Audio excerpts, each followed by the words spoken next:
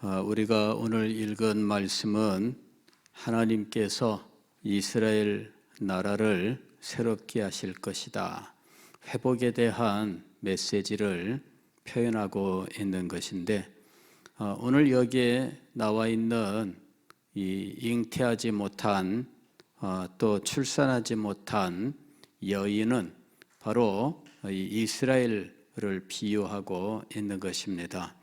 그 이스라엘은 마치 홀로 된 여인과 같다, 이렇게 이야기합니다. 홀로 된 여인이 남편 있는 여인보다 자식이 더욱더 많게 된다, 이렇게 말씀하고 있습니다. 그게 어떻게 가능할까? 하나님의 약속인데, 하나님의 약속이라면 반드시 그렇게 될 줄 믿습니다. 자, 2절은 이와 같은 믿음을 가지고 이 여인이 자기의 집을 넓히는 것을 말씀하고 있습니다. 지금은 아무도 없습니다. 그러나 하나님의 약속이 있으므로 장차 이곳에 많은 자녀들이 있게 될 것이다. 그러므로 지금 있는 집은 너무 좁다, 넓히자, 이것입니다. 그래서 내 장막터를 넓히며 내 처소의 휘장을 아끼지 말고 널리 펴되 너희의 줄을 길게 하며 너희의 말뚝을 견고히 할지어다. 이것은 대식구가 모여 사는 큰 장막, 천막을 의미하는 겁니다. 오늘날 몽골 가게 되면 몽골에 대가족이 함께 사는 이 게르라고 하는 천막이 있습니다. 이것은 굉장히 넓어요. 그래서 그 안에 들어가면 온갖 살림들 다 있고 또 많은 사람이 들어갈 수 있는 아주 넓은 공간입니다. 자, 혼자 산다면 그렇게 큰 공간이 필요 없습니다. 그런데 이 넓은 천막을 치고 또 터를 닦아서 천막을 치고 준비하라, 이 얘기입니다. 왜냐하면 하나님의 말씀이 있었기 때문입니다. 3절 보면 그렇게 준비하는 이유가 나오지요. 이는 네가 좌우로 퍼지며 네 자손은 열방을 얻으며 황폐한 성읍들을 사람 살 곳이 되게 할 것임이라. 하나님의 약속과 그 약속을 믿는 믿음과 그 믿음으로 하나님의 약속의 성취를 준비하는 일에 대한 예언의 말씀입니다.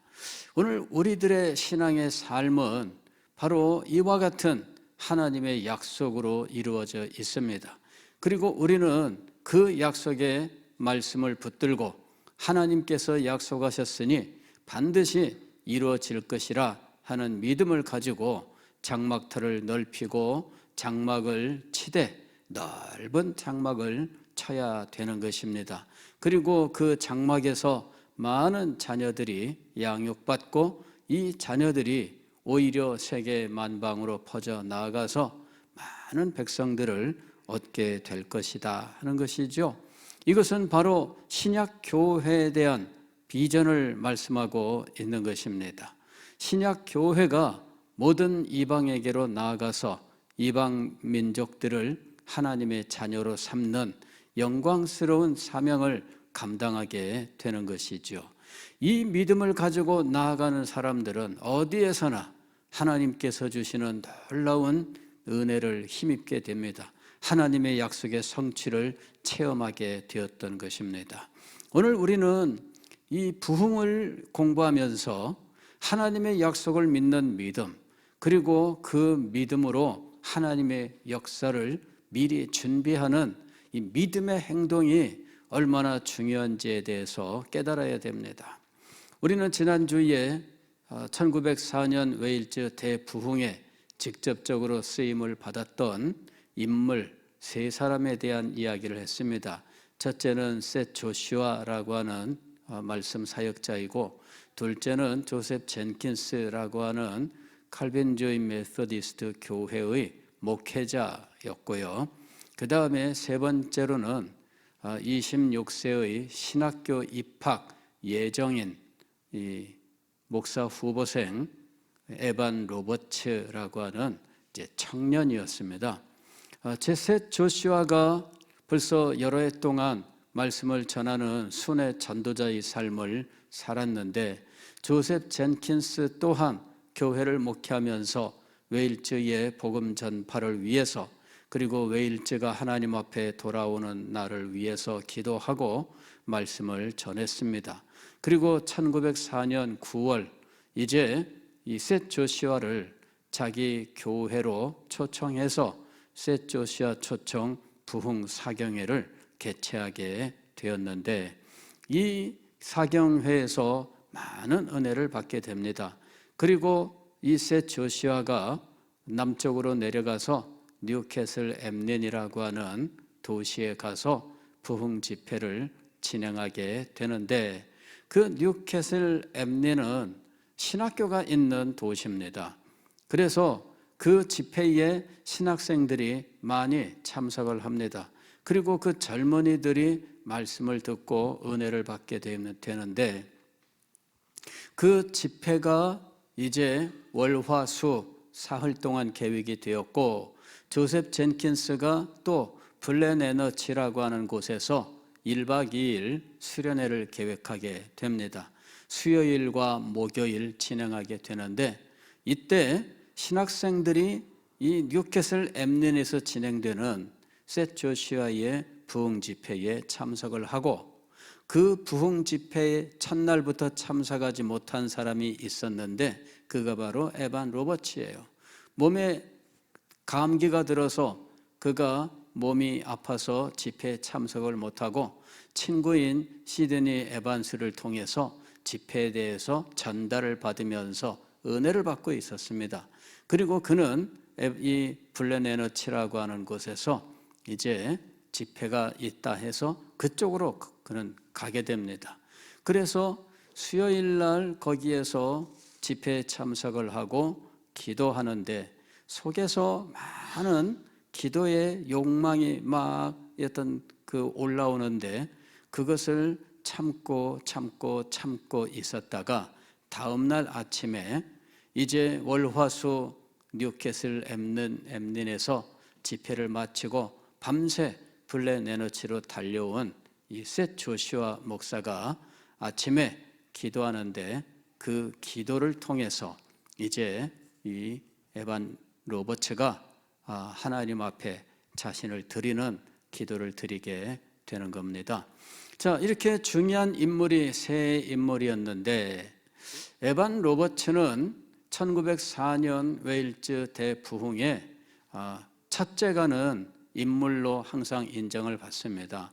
그런데 어떻게 그가 26세의 젊은이로서 신학 공부를 이제 시작하려고 입학하기 위해서 학교 있는 곳에 갔다가, 아직 그 학교에 거의 가지도 못한 채 어떻게 부흥의 불길을 불태우면서 이 웨일즈를 불사르는 일을 하게 되었을까?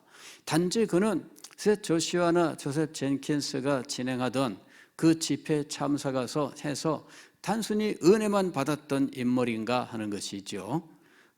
이 에반 로버츠가 이렇게 쓰임받게 되기까지 그의 생애를 인도하신 하나님의 은혜가 있었다는 사실을 우리가 기억을 해야 됩니다. 이분은 1878년에 태어난 분입니다. 그리고 1904년 그때에 이는 26살, 그러니까 만 나이로는 26살이 되는 인물이었죠. 그러니까 그때 공부하러 신학교를 갔으니까 우리나라에서 세는 나이로는 28세, 상당히 늦은 겁니다. 오늘날 우리나라에서 신학교 가는 연령은 대체로 그 정도지만, 그러나 그 시대에는 그 연령이면 굉장히 늦은 거예요. 근데 이분은 어떤 삶을 살아왔는가 하는 것이죠. 이분은 로우어라고 하는 곳에서 태어난 분입니다. 로우어는 어디에 있는 것이냐면 웨일즈 남부지방에 이 스완지라고 하는 항구 도시가 있어요. 거기서 가깝습니다. 스완지는 웨일즈의 오늘날 우리나라한테는 어떻게 알려져 있냐면은 축구팀 이름으로 알려져 있죠. 그래 이 스완지의 우리나라 그 축구 선수 그 기성용, 그죠? 예, 기성용이 스완지 시티 그 팀에서 축구 그 선수를 한 거예요.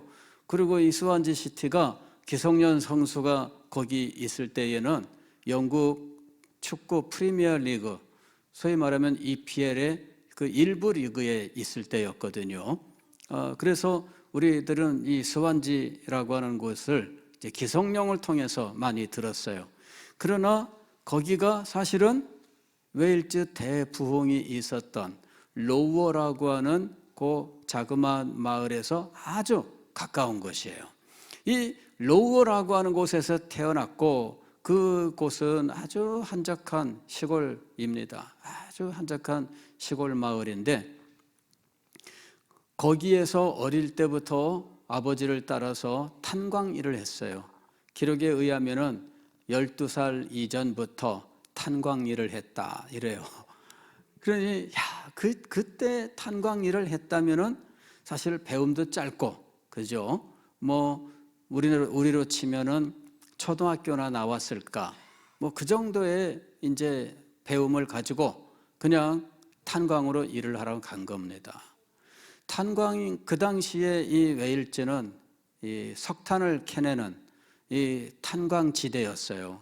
그래서 산 골짜기마다 탄광 마을이 있었는데 이 에반 로버츠가 어릴 때부터 거기에서 이제 이 탄광에서 소년 광부로 지냈던 겁니다.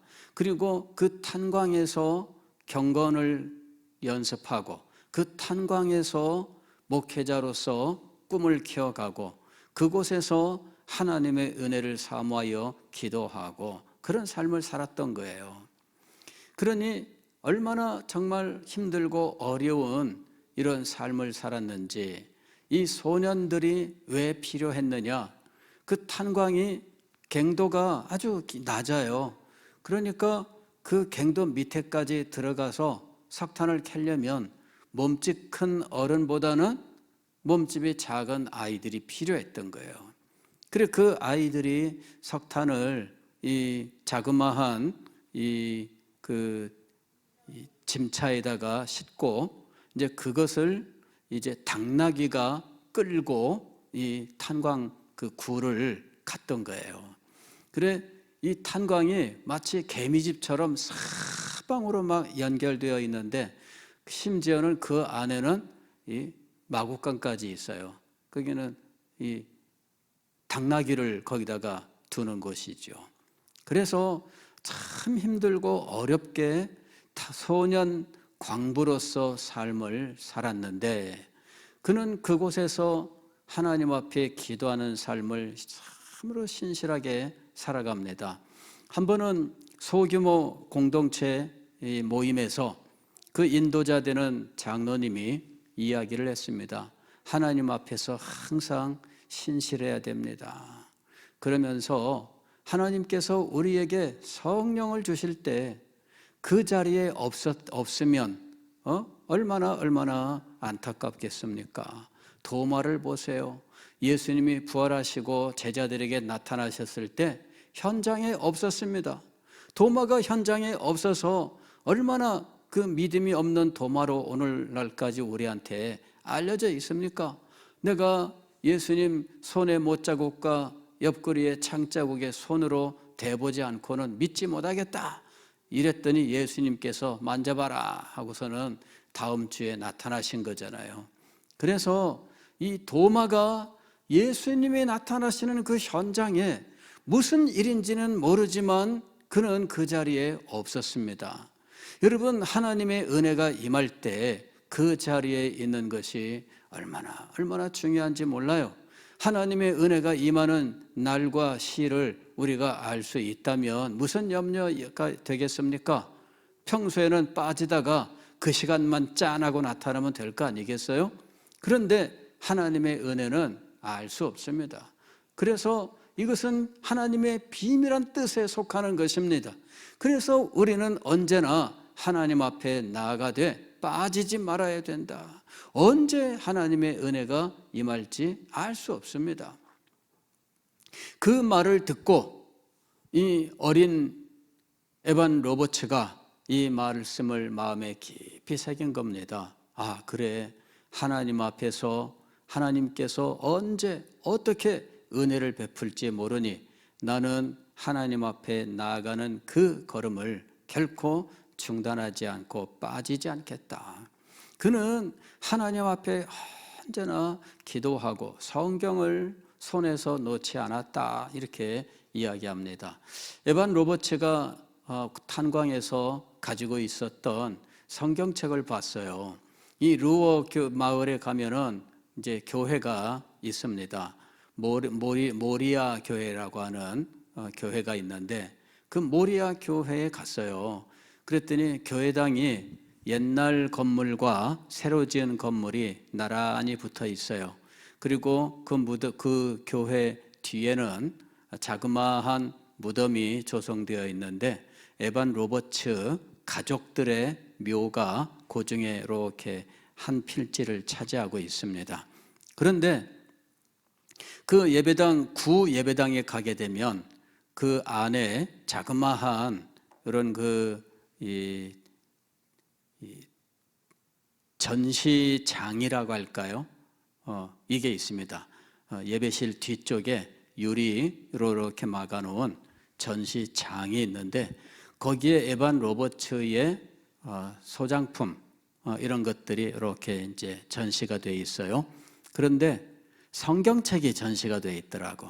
손바닥 반만한 아주 조그마한 성경책인데 겉표지도 닳고 그 다음에 책 자체가 새카매요. 왜냐하면 석탄에 이게 새카맣게 된 거죠. 그 자그마한 성경책을 주머니에 넣고 다니다가 그 남포불에 성경을 본 거예요.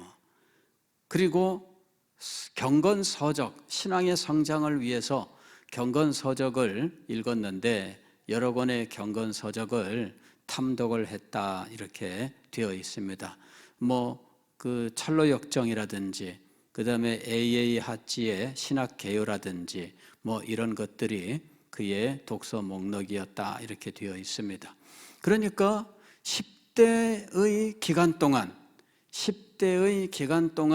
그는 소년 탄광의 광부로서 일을 하고 돈을 벌면서 그러면서 기도하고 성경 읽고 경건서적을 읽으면서 신앙의 삶을 살았는데 아주 그 장로님의 말씀을 듣고 신실함, 이거를 언제나 잊지 않았다라고 하는 것입니다.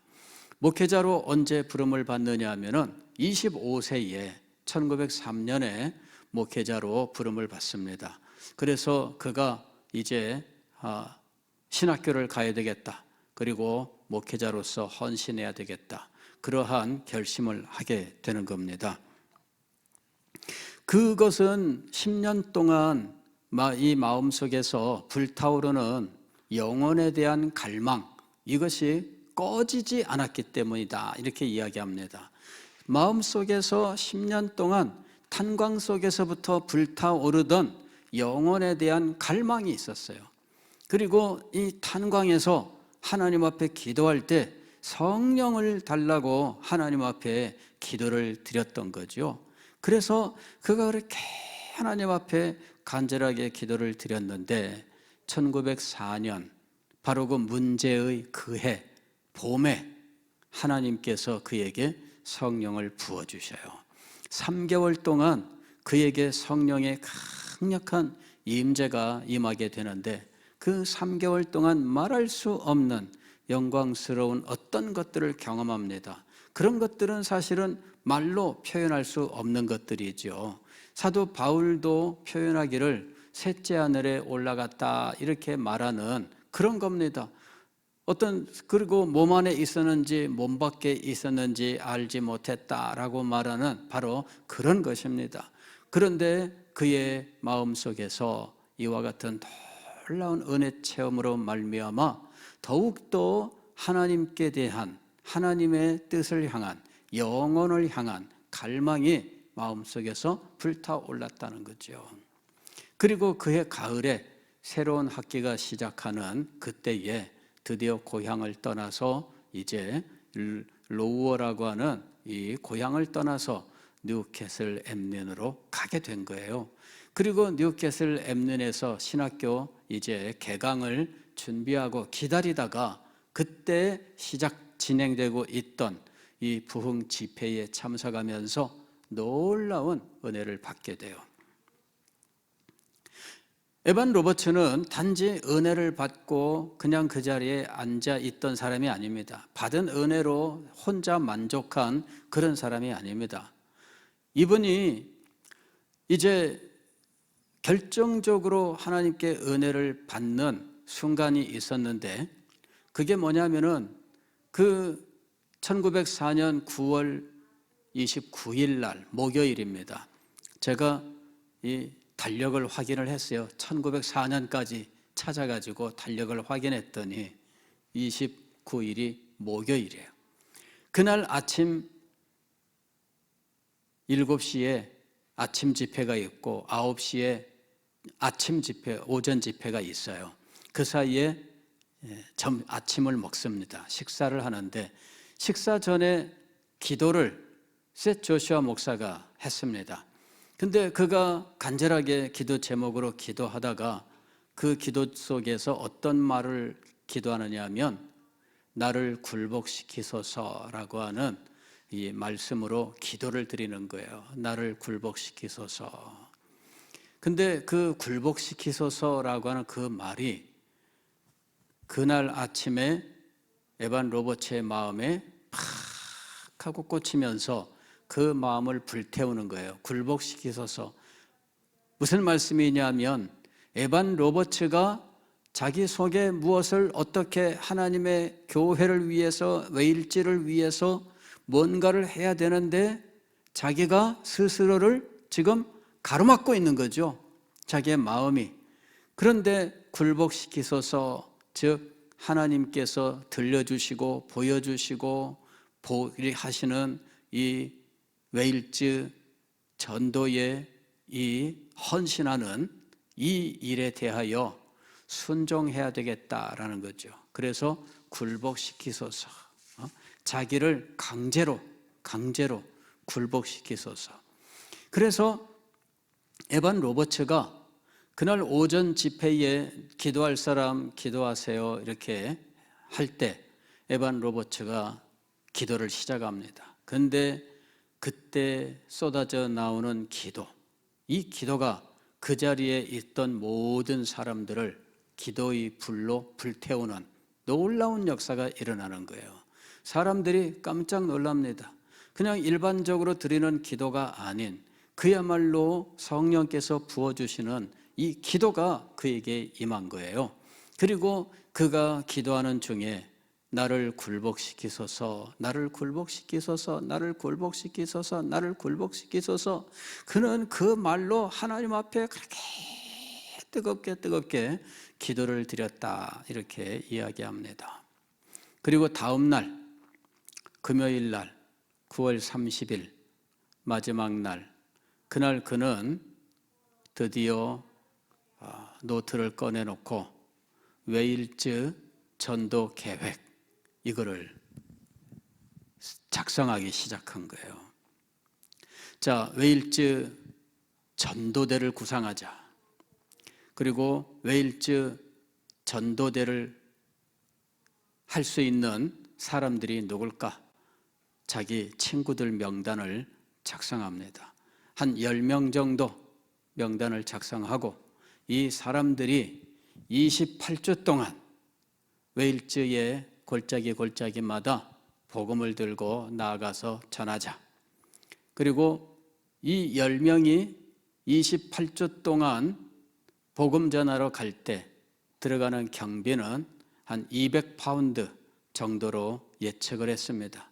그리고 200파운드는 자기가 소년 광부로 일하면서 모았던 돈, 신학교 입학해서 사용할 학비, 그 돈을 모두 거기에 내놓기로 결심하는 거예요. 여러분, 나를 굴복시키소서. 왜 그렇게 기도할 수밖에 없을까요? 자기의 가진 모든 것을 다 내놓아야 되기 때문이죠. 그 다음에 자기는 목사 후보생으로서 지금 신학교에 입학하려고 왔습니다. 그런데 지금 웨일즈 전도가 신학교 공부보다 더 마음을 지금 막 몰아붙이고 있는 상황입니다. 신학교 공부를 그냥 외면하고 공부를 해야 되느냐, 아니면은 지금 이렇게 불이 내렸을 때 웨일즈 전도를 위하여 가야 되느냐. 여러분, 이건 정말 선택하기 어려운 문제예요. 나를 굴복시키소서라고 기도할 수밖에 없었던 겁니다. 신학교를 지금 개강을 해서 공부를 시작했고 그 공부를 계속 진행해야 돼요. 그렇게 되면은 웨일즈 전도를 위하여 자기가 갈 수가 없습니다. 공부 끝날 때까지 몇 년 동안 매여 있어야 돼요. 그런데 하나님의 은혜의 불은 지금 임하고 있는 겁니다. 지금이 은혜 받을 만한 때인 것입니다. 그래서 나를 굴복시키소서 이렇게 기도할 수밖에 없었어요. 그래서 그는 자기가 공부하기 위하여 모아두었던 정말 소중한 돈이었습니다. 탄광 생활을 하면서 어렵게 모아놓은 것이었습니다. 그 200파운드를 다 내어놓기로 작정한 거예요. 전도 계획을 세웠습니다. 그런데 에반 로버츠의 마음속에 자기 동생들에 대한 마음이 있어요. 그래서 자기 남동생한테도 편지를 쓰고 여동생한테도 편지를 씁니다. 그러면서 자기가 받은 은혜, 그리고 하나님 앞에서 자기의 비전, 이런 것들을 동생들과 이제 편지로서 교제를 하면서 나눠요. 또 자기 시드니 에반스를 비롯한 자기 신학교에 오는 이 젊은 청년들, 신학생들과 자기의 비전을 같이 나누면서 기도합니다. 그리고 나중에 이 사람들이 함께 동참을 하게 돼요. 그리고 그들 가운데 시드니 에반스는 자기 여동생과 결혼을 하고 인도에 선교사로 가고 인도에 가서 인도의 대부흥을 일으키는 사역자가 되는 거예요. 그래서 이 모든 이 일들이 젊은이들의 신앙 교제 속에서 진짜 불타오르고 있었던 것이죠. 그리고 그것을 위하여 에반 로버츠는 나를 굴복시키소서, 일말 자기가 머뭇거리고 있는 문제들, 이런 모든 문제들에 대하여 나를 굴복시키소서 기도하면서 완전히 무너져 내리는 거죠. 그리고는 드디어 그는 이제 고향으로 돌아가게 돼요. 신학교 이미 개강했습니다. 학교에 다녀야 돼요. 그러나 성령의 불이 지금 임하고 있습니다. 그래서 그는 고향 마을로 돌아가게 되는 것이지요. 그리고 웨일즈의 부흥의 불길은 그때부터 불타오르기 시작을 했던 겁니다. 그 진행에 대해서는 다음 시간에 같이 한번 생각하겠습니다. 에반 로버츠는 하나님께서 예비하신 사람이었습니다. 그리고 그는 신실한 믿음을 가지고 하나님의 은혜를 소망하고 웨일즈의 부흥을 위해서 기도하던 사람이었습니다. 비록 젊은 청년이라고 해서, 아직 목사가 아니라고 해서 그 사람을 그냥 단순히 은혜 받고 그냥 자기 혼자 만족한 사람으로 생각해서는 안 됩니다. 하나님께서는 그에게 비전을 주셨어요.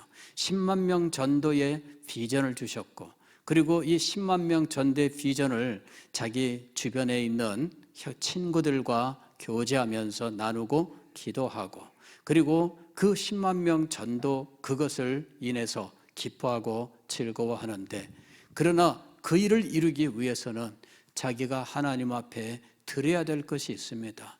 자기의 모든 죄를 회개하고, 그리고 하나님의 뜻에 전적으로 순종해야 된다는 바로 그것입니다. 그리고 하나님을 위하여 전적으로 하나님 앞에 엎드려 간구할 때 주님께서 성령을 부으시고 이 일을 이루실 것이다. 그는 하나님 앞에 자기를 모두 내어놓아야 한다. 이것이 자기의 마음속에서 계속 자기를 찌르는 것이었죠. 그래서 나를 굴복시키소서라는 셋 조슈아의 그 기도가 마음속에 유독 와서 부딪힌 거예요. 그리고 결국은 나를 굴복시키소서 하나님 앞에 기도하는 동안 놀랍게 변화되고 이제는 주님께서 부르시는 그 일을 위해서 자기의 모든 것을 다 드릴 수 있는 그런 결심을 자리에 나가게 되었던 것입니다. 그리고 주님께서는 바로 그 사람을 사용하셨던 겁니다. 오늘날 우리들에게도 이런 사람이 일어나면 얼마나 좋을까요? 이 자리에 계신 여러분 가운데 누가 하나님 앞에 이렇게 붙들려 쓰임을 받을지 우리는 알지 못합니다마는 주님께서 아시겠지요. 이런 말씀을 드리는 이유는 우리들 가운데에도 분명히 이런 에반 로버츠에게 임했던 이 강력한 성령의 역사, 하나님께서 보여주신 비전, 그에 대한 신실한 헌신, 나를 굴복시키소서 그 하나님의 뜻에 정말 주님께서 자기를 굴복시켜 그 일을 이루게 해달라고 부르짖었던 그 놀라운 일들이 우리 가운데도 일어날 수 있습니다. 그 일이 일어난다면 우리 시대에도 이런 놀라운 부흥이 일어나게 될 줄 믿습니다.